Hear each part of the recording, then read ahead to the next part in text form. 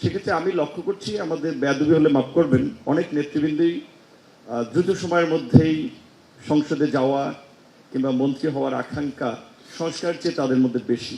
স্বরাষ্ট্র উপদেষ্টা, স্বাস্থ্য উপদেষ্টা এবং এরকম বেশ কিছু মন্ত্রণালয়ের উপদেষ্টারা কার্যত ব্যর্থতার পরিচয় দিয়েছেন। প্রধান উপদেষ্টা সহ আজকে জাতীয় ঐক্যমত্য কমিশনের যে আমাদের সদস্যবৃন্দ, তারা তাদের সংস্কার প্রস্তাবনাগুলো শেষ করে আজকে এই সকলকে নিয়ে আজকে এখানে বসার মতো একটা পরিবেশ তৈরি করেছে। অনেক কথা বলেছেন অনেকে, কিন্তু সেম বিষয়ে না গিয়ে সামগ্রিক প্রেক্ষাপটে তারপরে 2-1 মিনিটে একটু সংক্ষিপ্ত কিছু বলতে চাই। প্রথমত হচ্ছে যে এখানে অনেক রাজনৈতিক দল আছেন যারা নির্বাচন কেন্দ্রিক বিভিন্ন ধরনের জোট বা অ্যালায়েন্সের আলাপ আলোচনার একটা সমঝোতায় পৌঁছে গেছেন। কাজে কোনো কোনো দল কিংবা নেতৃবৃন্দের অবস্থানটা ওই জোটের সপক্ষেই থাকবে।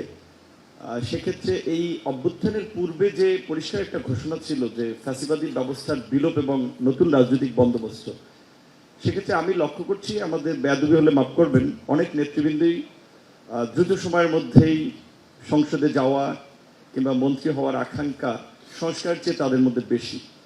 যার ফলে সংস্কারের চেয়ে আমি নির্বাচনের আলাপটা যত জোরালো দেখি, সংস্কারের প্রশ্নে কিংবা রাজনৈতিক একটা নতুন সমঝোতার প্রশ্নে অনেকের মধ্যে সেই আলাপটা না পেয়ে নিজে খুব হতাশ হচ্ছি।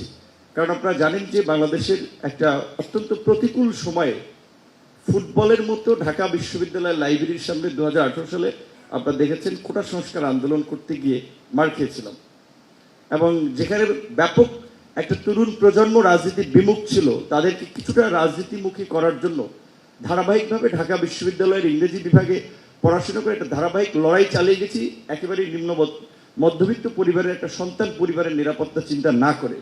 আবার এই আন্দোলনে যে আমাদের ভাই বোনেরা যারা একটা বড় ধরনের ঝুঁকি নিয়ে শেষ পর্যন্ত এই গণ অভ্যুত্থানের দিকে দেশকে নিয়ে গিয়েছে, সেখানে রাজনৈতিক সংস্কৃতির যদি পরিবর্তন না হয় তাহলে নির্বাচন অর্থবহ হবে না।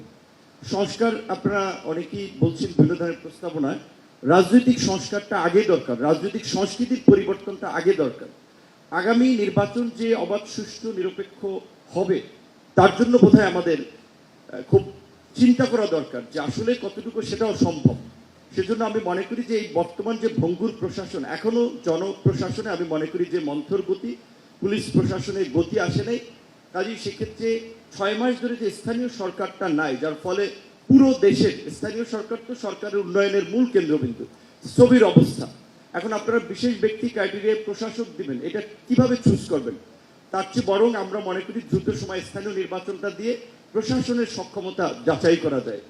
জাতীয় নির্বাচনের পূর্বে আমরা গত 6 মাসের অভিজ্ঞতা দেখেছি, বর্তমান বিশেষ করে স্বরাষ্ট্র উপদেষ্টা, স্বাস্থ্য উপদেষ্টা এবং এরকম বেশ কিছু মন্ত্রণালয়ের উপদেষ্টারা কার্যত ব্যর্থতার পরিচয় দিয়েছেন।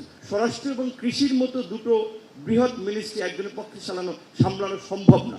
প্রয়োজনে আরও কিছু লোককে অন্তর্ভুক্ত করে উপদেষ্টা পরিষদ আপনারা পুনর্গঠন করেন, এবং আপনাদের সরকারকেও আমরা বলবো, আমরা আপনাদের মধ্যে একটা বিষয় লক্ষ্য করছি, আপনাদের রাজনীতিবিদদেরকে সাইড করে কাজ করার একটা প্রবণতা।